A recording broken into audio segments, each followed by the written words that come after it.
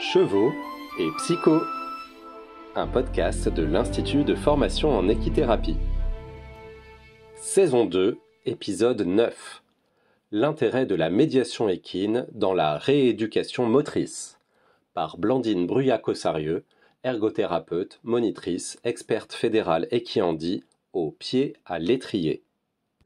C'est à peu près ces enfants-là sur lesquels j'ai développé le sujet. Donc, ils ont des problèmes de modification du tonus. Donc, soit c'est des enfants qui sont hypertoniques, donc qui sont très toniques et on a du mal à les plier, etc. Soit c'est des personnes qui sont complètement hypotoniques, qu'on n'arrive pas à tenir tellement tout le tonus s'est relâché. Qui ont des réponses posturales inadaptées, donc c'est-à-dire que moindre stimulus, ça peut être des enfants qui partent dans leur schéma moteur qu'ils ont mis en place. C'est des enfants, par exemple, si on claque des doigts, on tape des mains, on crie, ou qu'il y a un mouvement soudain du cheval, se remettre tout de suite dans leur schéma, donc qui peut être dangereux parce qu'ils peuvent se déséquilibrer tout seuls à cheval. Ils ont des perturbations de la commande volontaire, voilà, ils aimeraient bien tendre le bras pour aller toucher le cheval, mais soit ça part trop fort et le cheval s'en prend une, soit ça part dans la tête de l'accompagnant, par exemple. Voilà, et donc il y a une présence très importante donc, de la spasticité. Donc cette spasticité, c'est toujours ce problème de tonus entre l'équilibre en fait entre deux muscles. Et donc en gros, les muscles ils travaillent par deux. Par exemple, il y en a un qui fléchit, il y en a un qui étend, et souvent la spasticité est plus forte chez tous les muscles qui sont fléchisseurs. Et donc, c'est des personnes qui sont très recroquevillées sur elles. Et notamment, en équitation, le souci, c'est que c'est des personnes qui ont des gros problèmes de spasticité sur les adducteurs, donc qui ont du mal à écarter les jambes. Dommage pour monter à cheval. Voilà, mais on va voir pourquoi c'est intéressant, justement, d'y être à cheval. Donc, ça, c'était tous les troubles neuromoteurs. Et au niveau des troubles orthopédiques, du coup, on va retrouver des limitations. Donc, c'est des personnes qui ont des problèmes au niveau des limitations articulaires, parce que ce problème de spasticité, de tonicité musculaire va faire qu'à un moment, l'articulation va se fixer dans une position. Donc plus on avance dans le temps, plus on prend les enfants petits, plus c'est facile, plus on arrive à des personnes vieillissantes, et plus du coup, les articulations sont fixées, et puis c'est de plus en plus dur. Et effectivement, après, du coup, donc limitation articulaire, et après des déformations osseuses, qu'il va falloir prendre en compte pour aussi le confort et de notre cheval et de notre cavalier, pour que le cheval soit confortable même si son cavalier est complètement tordu, parce que le cheval essaye à chaque fois de rééquilibrer les pertes d'équilibre de son cavalier, mais si la personne est tordue, elle va forcément être déséquilibrée, donc mettre confortable notre cheval au niveau de son dos, etc., mais aussi mettre confortable notre cavalier pour qu'il puisse profiter quand même du bienfait du cheval et du bienfait d'être un cheval. Voilà, la plus grande dans ces pathologies qu'on peut retrouver au niveau des déformations, c'est tout ce qui est luxation de hanche. Hein. C'est des enfants, comme ils sont tout le temps les jambes serrées, des fois même une jambe par-dessus l'autre, c'est des enfants dont la hanche va pouvoir partir de leur articulation. Et c'est pour ça que la plupart du temps, ces enfants-là passent en chirurgie pour se faire opérer, pour remettre la hanche dans l'articulation. Donc on va voir pourquoi l'équitation peut être un bienfait pour ces personnes. Donc, je suis désolée, mais du coup, on est obligé de revenir sur un petit peu la biomécanique du cavalier. Donc, je pense que tout le monde dans la salle a déjà été sur un cheval, mais on ne s'aperçoit pas forcément de comment le cavalier va prendre les mouvements du cheval. Donc déjà, le cavalier, il est placé donc, derrière le garrot, sur le dos du cheval. Et donc, c'est vrai qu'on a souvent pensé que les mouvements n'étaient pas très bons pour ces enfants, IMC, etc., parce qu'on regardait souvent les cavaliers de derrière. Et oui, c'est plus facile, parce que quand on les regarde de devant, il y a l'encolure, la tête du cheval, c'est gênant. Mais en fait, le cavalier prend vraiment le mouvement des épaules du cheval. Donc ça, il prend le mouvement des épaules dans un plan qu'on appelle frontal, donc de face. Et aussi, il a le mouvement des postérieurs qui va pousser son bassin dans un autre plan, le plan sagittal. Donc, on va voir que le fonctionnement du bassin du cavalier au pas, qui est un mouvement lent, répétitif, à 4 temps, Donc c'est pareil, nous aussi on choisit nos chevaux en fonction de la qualité de leurs allures. Donc qu'est-ce qui se passe sur un plan frontal? Donc c'est-à-dire de face. Voilà, magnifique. Voilà, donc c'est pas facile de montrer ça, ça aurait été mieux avec un squelette, mais on n'a pas encore pu faire ça. Mais en fait, qu'est-ce qui se passe au niveau du bassin dans un plan frontal? Il y a à chaque fois une inclinaison latérale du bassin qui s'effectue en fait de droite à gauche. Là, on voit en plus sur le film, ce qu'on verrait plutôt sur un plan transversal, c'est qu'il y a aussi une poussée à chaque fois de chaque hanche qui va en fait en même temps que le lever de l'antérieur de son cheval. Donc ça, on a tout d'abord dans le plan frontal une inclinaison du bassin. Et après, on a sur le plan sagittal, donc c'est plutôt de profil, magnifique, un phénomène au niveau du bassin denté et rétroversion. C'est-à-dire que le bassin pivote va se mettre plutôt vers l'avant et vers l'arrière, vers l'avant et vers l'arrière. Voilà, et donc en fait, ce mouvement de bascule, de mouvement denté et rétroversion du bassin, va permettre à mon cavalier, à chaque foulée, en fait, de pouvoir redresser dans son haut du corps. C'est ce que le kiné reproduit quand il essaye d'avoir son patient sur les ballons. Il essaye de faire pivoter comme ça le bassin afin d'obtenir un redressement postural. En fait, nous, on n'a même pas besoin d'aller chez le kiné. Le cheval provoque déjà ce mouvement-là. Et en plus du kiné, le kiné, lui, va se fatiguer à demander ça à son patient. Nous, c'est reproductible dans le temps et on peut faire ça pendant plusieurs minutes. C'est toujours le même mouvement, régulier, lent, du pas du cheval. Donc ça, on a le mouvement de bascule du bassin, on a le mouvement denté, pulsion et rétropulsion du bassin, et on a un troisième plan, c'est le plan transversal, que j'ai pas pu filmer parce qu'il faudrait couper en deux la personne pour être au-dessus du bassin. Et donc, il y a un phénomène de translation qui est super important dans la rééducation, c'est le poids du corps qui se met d'un côté ou de l'autre. Et ça, vous pouvez tous le vérifier à cheval. Quand votre cheval va lever son antérieur pour passer le pas, forcément, votre poids du corps, il va être transporté de l'autre côté. Voilà, c'est aussi l'intérêt qu'on a quand on essaie de faire des déplacements latéraux avec nos chevaux, etc. Et dans la rééducation, ça va être très important ce mouvement-là, parce que ça va être aussi au niveau du bassin le mouvement qu'on va impliquer sur notre patient pour lui permettre, par exemple, de passer le pas quand on va aborder la rééducation de la marche. Voilà, il va y avoir également une rotation au niveau du bassin, donc c'est-à-dire que dans l'articulation de la hanche, ça va tourner à chaque pas, donc à droite et à gauche, et il va y avoir cette avancée du bassin qu'on a vu tout à l'heure à chaque fois. Donc en gros, si on combine tous ces mouvements-là que j'ai essayé de décortiquer, on arrive à un espèce de 8, et ce mouvement-là, on le retrouve aussi à un autre moment, c'est lors de la marche. Pour le bassin, c'est le même mouvement. On soit à cheval, on marche, le même mouvement. Ce qui va éventuellement nous permettre de travailler cet objectif de rééducation motrice de la marche sans mettre les pieds par terre. Donc, il y a plein d'objectifs qu'on peut travailler en rééducation motrice à l'aide du cheval. Je vais surtout en détailler deux et puis un petit troisième qui est dans la poursuite du deuxième. C'est tout d'abord la détente musculaire. Donc, on l'a vu ce matin avec les ânes. Moi, du coup, je l'explique un peu plus par la biomécanique, mais du coup, parce que je mets en mouvement. Mais c'est très intéressant de trouver cette détente, en fait, vous l'avez tous remarqué, mais que ça soit, là, je travaille plus avec les personnes handicapées moteurs, mais ça marche très très bien avec toutes les autres pathologies. La détente, de toute manière, on l'a. Donc on va pouvoir améliorer aussi le redressement postural, comme je vous ai parlé tout à l'heure, on verra sur des petits films, et aussi développer du coup le maintien postural. Une fois qu'on a le redressement, c'est de maintenir dans le temps ce redressement et cette bonne posture au niveau du tronc. Donc, ce qui est primordial de départ, c'est l'importance de la bonne installation du bassin à cheval.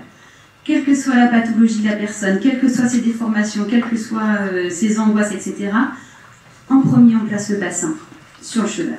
Si le bassin est bien placé, Tout va s'accorder avec, il n'y a pas de problème. On peut commencer à travailler une fois que le bassin est posé sur le cheval. Donc dans nos qualités, dans nos problématiques par exemple de transférer des personnes très lourdement handicapées sur le cheval, une fois que le bassin est posé, après il n'y a plus de problème. Les jambes, on s'en moque, elles vont se mettre en place toutes seules, le haut du corps va se remettre en place tout seul. Notre point d'accroche, c'est le bassin, évidemment, c'est notre premier contact avec le cheval. On est posé dessus.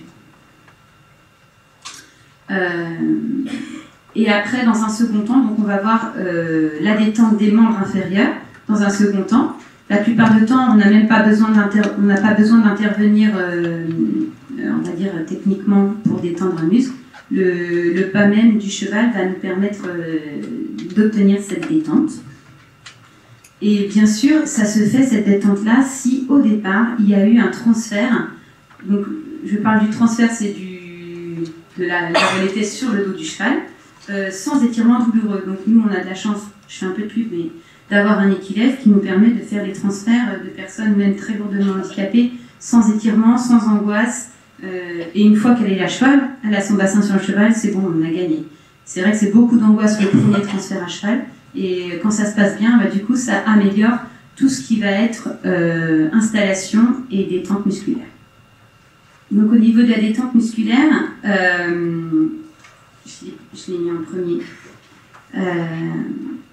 Donc la plupart des personnes ont une grande spasticité sur leurs muscles et d'habitude elles ont besoin d'un suivi thérapeutique pour lutter contre cette spasticité. Donc c'est des personnes qui, notamment les enfants, elles sont tous les jours chez le kiné. Le kiné étire les muscles, les membres pour pas que leurs os se figent et pour pas que les muscles se rétrécissent. Donc c'est obligatoire pour eux d'avoir une prise en charge thérapeutique pour lutter contre ces spasticités.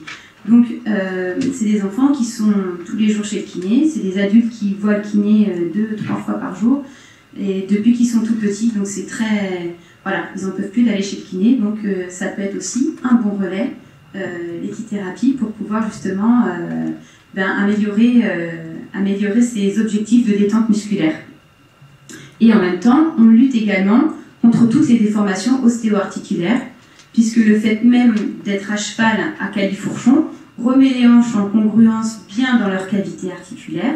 Et donc, les personnes qui arrivent, souvent, moi, mes petits cavaliers, ils sont en siège moulé, comme on a vu tout à l'heure, et on met les hanches, on les écarte pour qu'elles soient bien en congruence dans leur articulation. Ben là, à cheval, on n'a pas besoin de siège moulé, ça met automatiquement dans la bonne position de congruence articulaire au niveau des hanches. Donc au niveau de la détente musculaire, souvent on positionne le bassin et on part tout de suite au pas. Et après quelques minutes de pas, on peut tout de suite voir une détente musculaire. Alors là, on voit bien au niveau des mains du cavalier, au bout de 10 minutes au pas, on voit apparaître ses mains. J'ai pas triché avec les étriers. Et donc j'ai pas remonté l'étrier pour montrer nous. Non, on voit bien que les jambes se sont détendues. On arrive même à des meilleurs résultats que chez le kiné. Donc ça, c'est un premier truc pour vous montrer.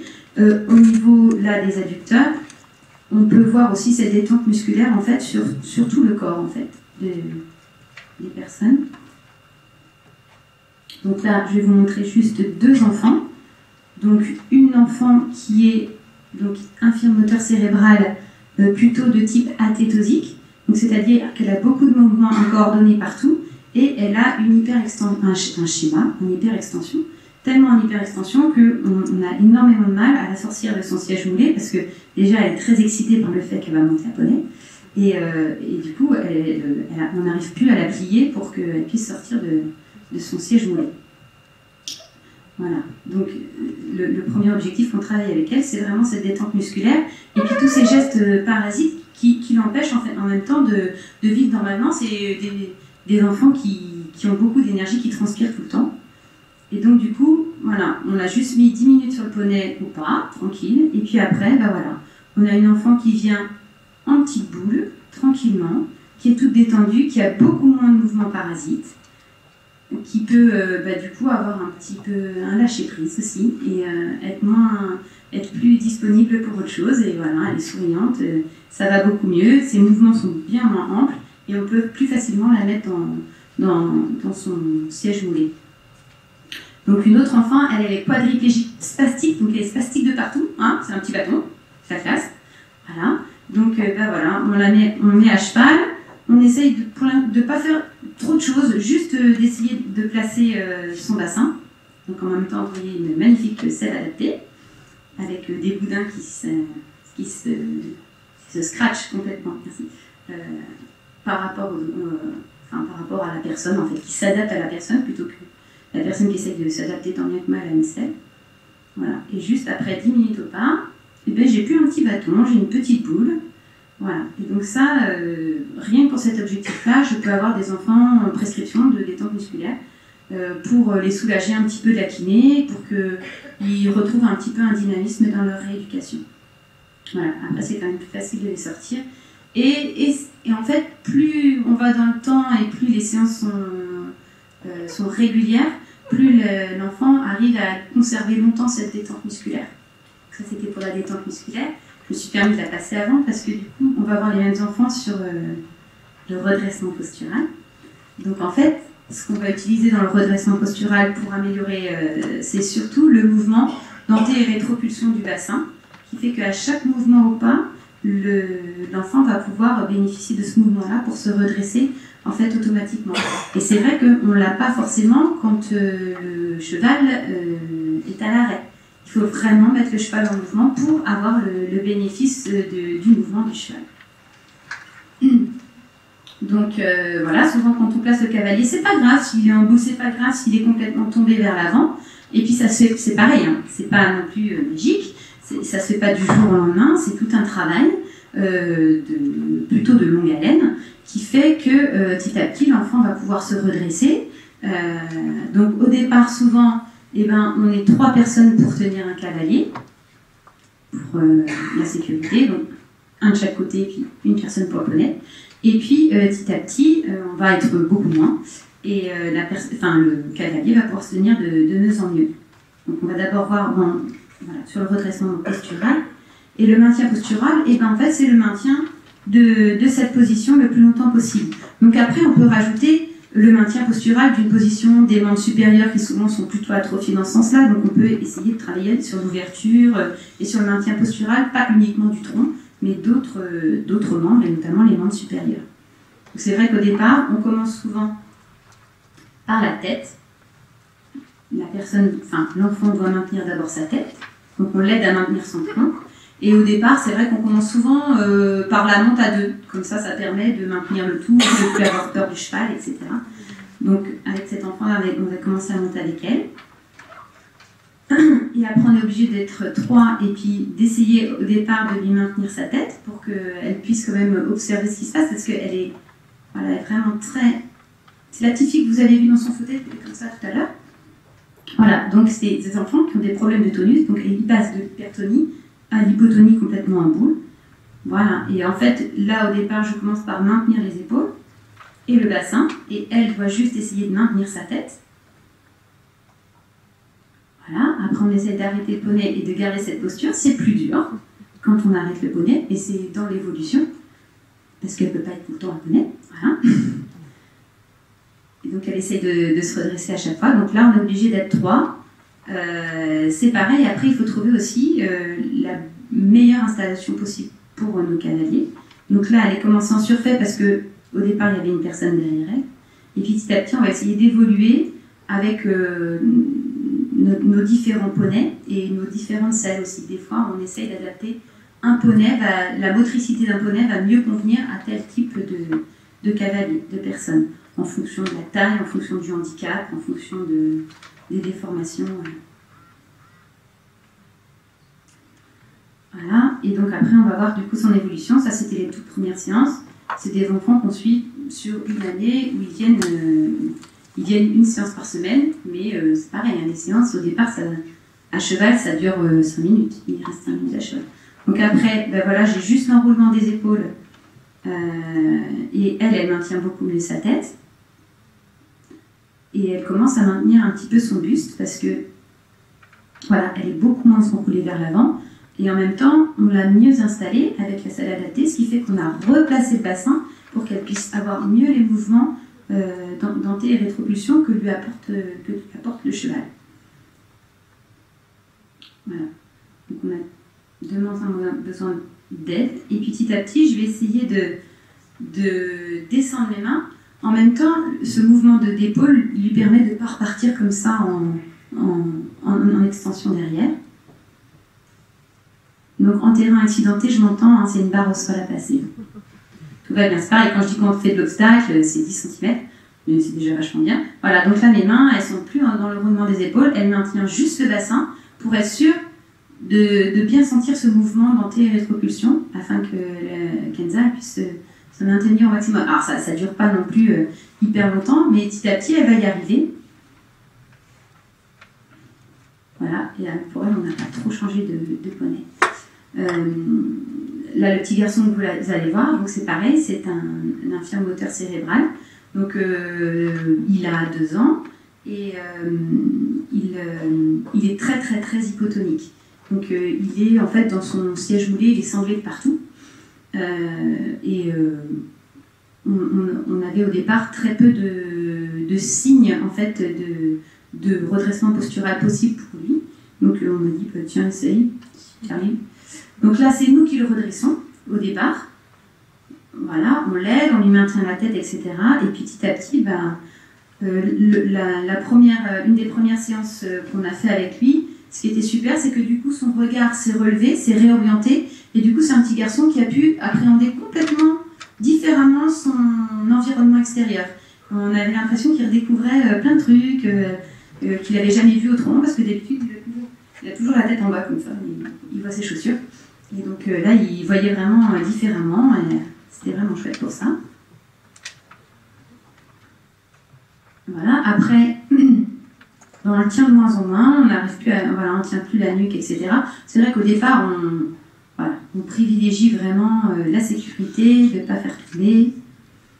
Et puis petit à petit, donc voilà, le plus accidenté, c'est toujours la petite barre par terre. Mais cette fois-ci, on n'est plus que 2 et les mains, elles sont complètement au niveau de son bassin. Il arrive à se maintenir au niveau du dos. Au niveau de son hypotonie, on a quand même réussi à avoir un maintien postural de l'enfant et qui peut même du coup conserver au niveau du pas de cheval. Et même si le cheval lève un peu plus haut ses pieds, etc., on peut quand même garder en fait ce maintien postural. Et après, on peut l'accentuer. Là, on voit juste avec un petit poney qui avance au pas. Donc, on peut faire passer des barres de plus en plus hautes. Comme ça, mon cheval va lever de plus en plus les pieds. On peut travailler avec des jambettes, etc. pour que mon cheval aille de plus en plus déséquilibrer mon cavalier pour que lui fasse l'effort de se maintenir. On peut travailler aussi en jouant avec les amplitudes de mon cheval. Je lui demande d'allonger le pas, de ralentir, de s'arrêter, de repartir, de tourner. Parce qu'on essaye au maximum au départ de travailler en ligne droite et puis après de travailler en fait sur des cercles où c'est plus compliqué. Et là, vous voyez qu'à la fin, Logan se tient en fait complètement en hyper-extension. Donc voilà, c'est un petit garçon qui au jour d'aujourd'hui n'a plus toutes ses sangles, a moins de sangles. Voilà, donc ça a été vraiment un appui pour les enfants d'avoir la rééducation par l'équitation en plus de tous les autres soins. On ne travaille jamais tout seul, mais on travaille en plus et ça permet aussi de maintenir le moral au beau fixe de tous ces petits cavaliers. Il y aurait bien d'autres objectifs à détailler avec la rééducation motrice. C'est vraiment un champ très intéressant. On ne fait pas que ça non plus dans notre association, mais c'est un champ particulier qu'on développe nous dans notre association. Il y a énormément d'autres objectifs, notamment ce 8 et sur tout ce qui est amélioration de la marche. Et donc, pour conclure, je voulais juste finir sur un petit film d'une de nos cavalières, donc, que vous voyez ici, debout à côté de son fauteuil. Elle est arrivée il y a 4 ans. C'était une enfant qu'on pouvait assimiler à une quadriplégie spastique, enfin une triplégie parce qu'elle avait quand même une main qui marchait pas mal, mais elle était très très spastique tellement qu'elle ne pouvait pas dissocier ses 2 jambes. On a beaucoup travaillé avec son kiné et notamment avec aussi des médecins états-uniens de Miami et qui, après les opérations et tout ça, ne voulaient pas de kiné mais voulaient que de l'équithérapie, juste, et j'avais comme prescription mise à cheval pour travailler en fait la marche. Et au jour d'aujourd'hui, c'est une petite fille alors qui normalement, si ça marche, voilà, peut faire quelques pas tout seul. dans notre magnifique Saint-Priest. Voilà, donc elle était courbée sur son fauteuil et puis petit à petit, voilà, on a réussi. Donc je dis pas que c'est magique, c'est un travail d'équipe, mais c'est quand même un super, voilà, une super motivation pour cette petite fille de pouvoir s'intégrer, de pouvoir marcher, de pouvoir courir. Voilà, je vous remercie de votre attention.